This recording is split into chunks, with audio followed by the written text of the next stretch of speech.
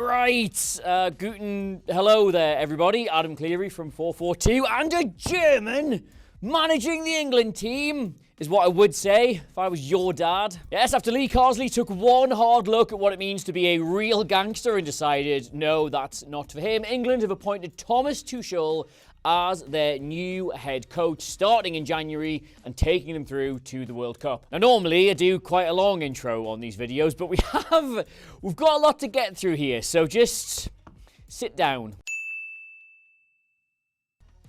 That's definitely cold. Right, why have England made this appointment? Well, in a nutshell, Thomas Tuchel is the best manager currently available to them. He's one of the most modern, forward-thinking coaches out there. He makes teams better in front of goal. He makes them better at defending their own. He makes players better individually. He makes players better collectively. Jurgen Klopp regards him as an exceptional coach. Pep Guardiola says he's one of the few other managers he actually learns from. And there is a German footballer whose name I will not mention because he has subsequently tried to distance himself from saying this, but who did once say that he would literally kill a man if Tuchel asked him to do it. But what is it about any of that that makes him a really good fit for the England job specifically? Well, if you just come here a second, right?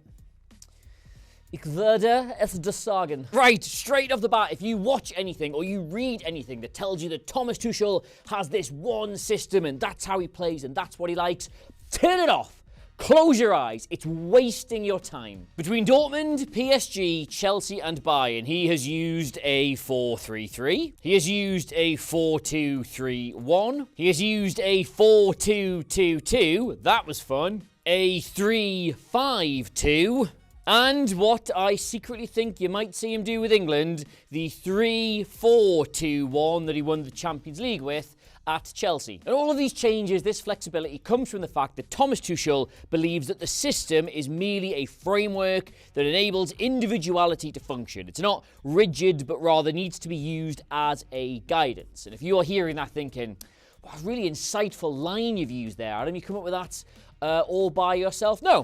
No, I did not. That is a direct quote. He said it. He said it, and it's what he thinks. So what we're going to do now, your video treat, is we're going to go through a number, not all, but a number of the teams Thomas Tuchel has assembled during his managerial career, looking at how they differ, why he did what he did, but also what consistence can we draw from them to try and understand how he might set England up. And I have not got time to ramble in this video, but I just want you to know I was up until God knows o'clock last night researching this video, and it's incredibly early recording it now, so I'm slightly delirious, but I think this is really good. You may, at some point between now and his first England game, hear that he's a bit of a defensive coach, right? And again, turn that shit off. They are wasting your time. His Borussia Dortmund team, and apologies to any Mainz fans, we are skipping that formative part of his career because it's just so long ago and there's only so much I can fit in, right? His Borussia Dortmund side was possibly the best thing to watch on the planet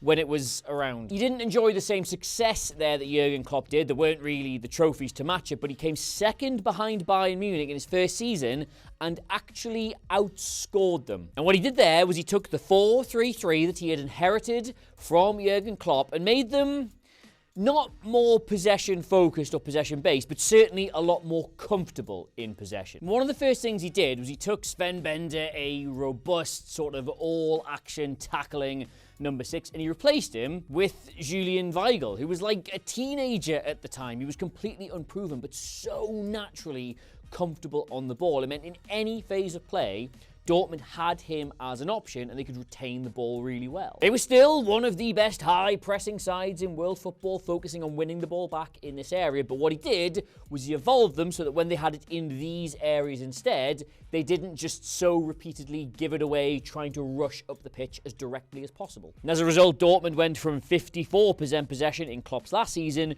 to 65 in Tuchel's first. Oh, wow, Adam, did they get 11% more possession? I'm so impressed. And yes, absolutely fair comment, but they did so whilst also scoring nearly double the number of goals and creating, I can't remember exactly what it was, but a lot more chances. So they weren't possession nerds, but they were good in possession. So you remember Jurgen Klopp's Liverpool at their all-conquering best, right? Dortmund were kind of similar in that you wanted the support for the forward to come from the two players in the wide areas. They would get into those places, and then the fullbacks they would push up, and that's how you sort of got your line of 5 attackers, which is kind of what every team wants to get. But instead, what Thomas Tuchel wanted was for the wide players to stay wide, to hold the width, to stretch the opposition, and then he played 2 very creative, 2 very attacking 10s in the number 8 positions, and they got up to support the forward. The fullbacks then wouldn't quite invert, but they would support from sort of these,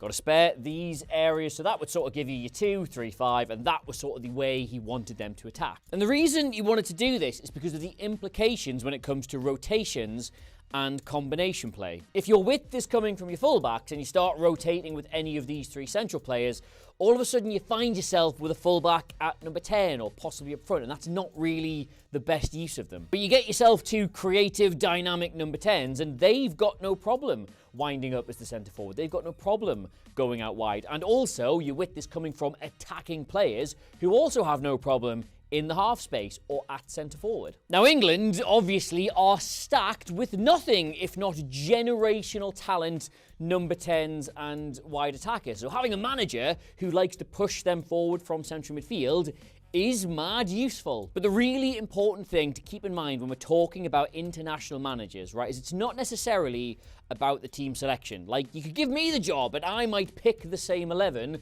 as a Tuchel or a Guardiola or a Klopp or somebody. It's about the coaching. Thomas Tuchel came into a side and coached this team to play with 2 attacking 10s, have lots of rotations and interplay with the forward line, and not get left wide open. And all the while, remember, with a Julian Weigl type at number 6. Not some brute who's going to go around making up all the gaps and stopping you getting counter-attacked against. Just a ball player, just a possession player, just an Angel Gomez. It's not just about the selection. We can all do the selection. It is about the coaching, and that is the experience that Tuchel has. And I think something that really speaks to the quality of that coaching, right, is if remember, you've got the wide players providing the width. They're supposed to stay out on at the flank, and the 2 10s are to provide the support for the centre forward, right?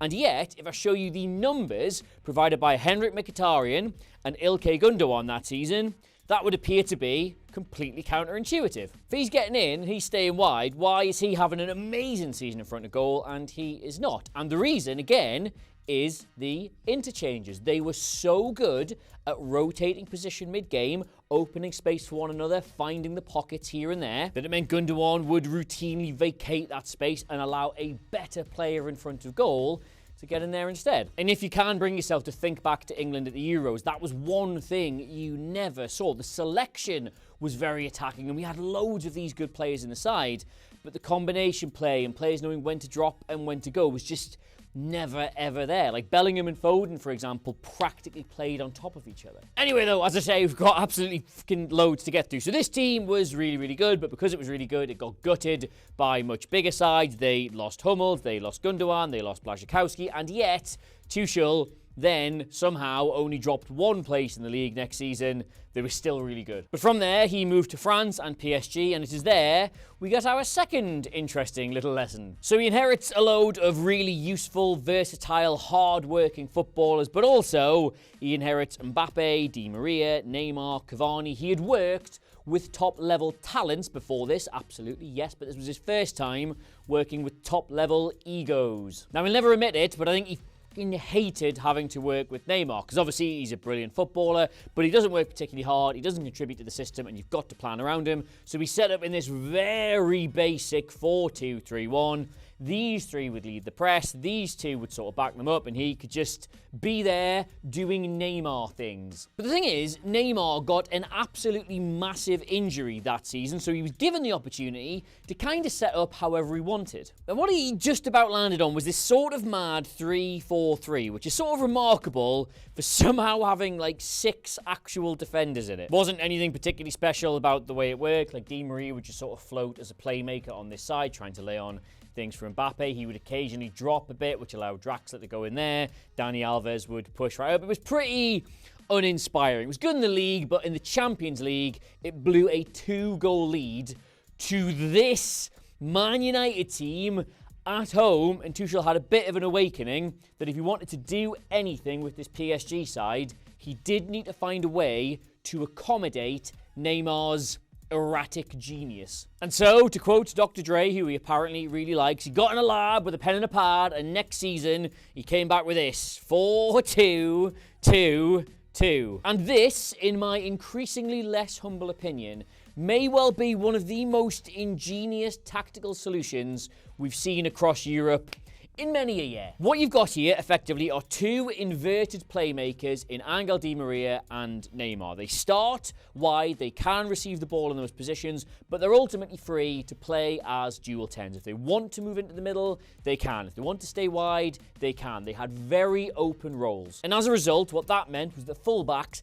had to provide all the width. They had to get all the way up from the back to provide that sort of option out wide and also lead the press on that side. Now that is an insane ask of two players to cover that much ground across the pitch in various phases of play and not get caught wrong side when other teams break. So we went shopping for like robust, big, honest footballers. He got Paredes, he got Gay, and that made the midfield not so much of a luxury when Marco Verratti was there. You have these two options who could cover around all the space as well, basically boxed in these six as the attacking unit. And this, by about a million miles, is easily the best Neymar has ever looked since leaving Barcelona. Like this season, in that sort of free playmaking, wide, number 10, whatever you want to call it, role, he was unbelievable. And I truly, genuinely, honestly, madly believe that were it not for COVID-19, this PSG team would have won the Champions League that year. Like, this was their form going into lockdown. Like, they were scoring 3, 4, 5 goals every single game for fun. And then 6 months later, when they picked the tournament back up, it didn't have that momentum. Like, they still only lost 1-0 to a very, very good Bayern Munich side and possibly the weirdest Champions League final that will ever take place. But just for about 6 or 7 months, he did something unbelievable with this. But more important than that, right, I think this is a huge green flag, for someone who wants to be an international manager. Like, he was lumbered with an incredible generational talent who did not fit anything he was trying to do. But rather than discard him, rather than fall out with him, rather than waste him, he completely reinvented the team to find a way to make that work. And even just away from that, this, just like the Dortmund system, is another astonishingly inventive use of number 10s. This time, what you've got are two players who are very comfortable out wide, yes, but what they want to be doing is coming into the middle to evade their marker, nice little bits of interplay with the players in front of them and the ones overlapping, and creating lots of chances for their teammates. And this would work perfectly with a Jack Grealish and a Cole Palmer. Whereas the 4-3-3 had at Dortmund is obviously perfect for like Anthony Gordon, Bukayo Saka to hold the width and then come inside when they need to, but to have Foden and Bellingham, players like that, getting near the centre forward and interchanging with all three. And even when he was at Chelsea, which is the club where he took his casual flirtations with three at the back, Facebook official, he had briefly done it at both Dortmund and PSG, the system was still all about the use of these two 10s. Now, Mason Mount and Timo Werner were his preferred two players in these positions, but again, this is Chelsea. Even back then, they had like a bajillion squillion players, so loads of people had to go at it, but regardless, their job was to start centrally, receive the ball, and drift out into these flanks to then draw markers and sort of spread the opposition. Like the Kai Havertz goal that wins the Champions League for Chelsea, that comes from just this exact pattern of play. Mason Mount receives the ball out wide, he creates a little bit of space, and in that space, Havertz drives and he finds him. Like, that was it in its simplest form, working on the biggest stage. And if you remember as well, this was the season where not only did Reece James look an absolute world beater, being sort of the width in this team, but Marcus Alonso went on a really weird goal-scoring run because he kept finding himself in that space between Mount and the centre forward, effectively sort of playing as a 10. He was A, weirdly good at it, and B, nobody expected him to be there. James would also get up into that position, but because Werner was a centre forward, they would then sort of overlap a lot, and there was good interplay there, again, as the result of really good coaching. And while this Chelsea side did not set the world on fire, it was really good, and again, had very, very dynamic use of number 10s. I don't know if the point is getting through yet, but Thomas Tuchel has more uses of 10 than that really weird centre parting guy on my Instagram that keeps aggressively saying sorted at me. And this one isn't so much of a tactical point, right? But I've seen some criticism of the appointment because oh, didn't he just like completely flop at Bayern? And I don't think that's entirely inaccurate to say, but I think the circumstances behind it aren't widely known over here. So the decision at Bayern to appoint Tuchel was basically the idea of Oliver Kahn and Hasan Salihamidzic, who were in very senior positions at the club at the time. But between Tuchel agreeing to take the job and him actually starting it, they both got turfed out. Replacing them, first as CEO, was this man, 𝗘𝗫𝗧𝗜𝗠𝗘, who had no previous real experience in football prior to taking the job. And the new sporting director was this man, nobody. So during the summer, they set up this sort of like quite panicked and free-form transfer committee, which was never, ever going to work. And Tuchel said, look, you can go out and get whoever you want. Get Harry Kane, if that makes you happy. But we need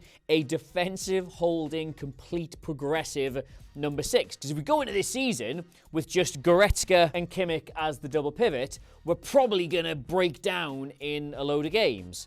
And they did go into that season with just Goretzka and Kimmich as the double pivot, and they did break down in a lot of games. And yes, to be fair, not winning a trophy at Bayern Munich is absolutely terrible, but also they actually got one more point in the league, finishing 3rd under Tuchel, than they had done actually winning it the year prior. So it's not quite the anal prolapse it gets made out to be. So, all that being said, what are the key consistents in Thomas Tuchel which are particularly relevant for his appointment as England manager? Well, the one I've been trying to drill into your skull for the last God knows how long this video is that regardless of what formation he sets his team up in, his primary focus of his attacking play is in what can he do with number 10s. Whether they start wide and come in, or they start centrally and push up, or they're interchanging, or they're rotating, or doing whatever, that is where the focus of his attacking is. And England currently are stacked. They are absolutely spoilt for generationally talented number 10s. He's also considered to be one of the best managers in the world at seamlessly melding controlled possession play with an aggressive high press. Like, just to chart you his career history in that regard, this is where all his teams have ranked in their league that season for possession and then for tackles in the final third. Like, normally, not always, but normally you would expect teams that are high in one to be low in another, because you want the opposition to have the ball so you can go and win it back. You're not really building up particularly well at the same time. But Tuchel has that down. He is able to coach that into teams. But I think most importantly of all, and this isn't necessarily about his systems and his tactics, it's about him as a man. He's considered to be one of the greatest tacticians in the modern game when it comes specifically to knockout football. If you look at his last 4 seasons in the Champions League, there is astonishing consistency of progression. Like, he won one of them, obviously. That's really good. He got to the final of another, and as I say, I think were it not for COVID, he would have won that one as well. He got to a semi-final where this absolute goalkeeping howler, not really sure what he could have done about that, knocked them out. And then a quarter-final against Real Madrid, where if they had already changed the away goals rule at this point, he would have gone through. So he's very good at this. And that's because he's renowned for being a meticulous planner when it comes to matches. He is so good at looking at an opposition team and working out where he can best exploit their weaknesses, changing the team to sort of fit that, and then coaching these ideas into them in a very short space of time. Does it suck that there isn't currently an English manager who feels like he's at the same level as Tuchel, or who certainly no other nations of our sort of standard would want to poach as their manager? Yes, it does. That needs addressed in the same way that the players needed addressed about 10 years ago. And they did that. So yes, of course, absolutely, this is one of the biggest talking points in football, probably all season. So please, I beg of you, give me your opinions on this in the comments below. Like, I'm buzzed about it. I'm really... Hang on. I just remembered to put a poll on my Instagram right before I started recording. Those are my social handles if you want to go and vote in it. Where is everybody on this? Are people positive? Oh, okay. That's a full thumbs up on the Instagram vote, which I'm genuinely quite surprised at. I thought that would be more mixed. So yes, comments down below. I need to put this down. Please, if you think this is good, let me know all the reasons why it's good in the comments below. But also, if you're like, oh, for God's sake, I am so underwhelmed. I thought I'd be whelmed, but I'm underwhelmed by this appointment. Please let me know that as well, because I don't know. I don't know how long the socials have been there, but obviously follow me on everything, please. It makes me soul feel Very happy. The new issue of 442, the new issue of 442, the 30th anniversary issue, that is in stores now. It's the best one we have done in the entire time I've been there. And they're all really good, but this is exceptional, so go out and get that. Also, we have a party. We are having a party for our birthday that you can come to. I'm going to record something for that at some point, but there are links. You can find them. Places, I'll stick them down below if you want to come. It's me, it's Paul Merson, it's Ray Parler, it's other Adam as well, who you all really like, in the 442 team, and Jules Breach at Classic Football Shirts in London. That's going to be really good. 442 socials in the corner of the video. Please do subscribe to the channel. I think that's everything. Thomas Tuchel, England manager. Auf Wiedersehen. That means goodbye.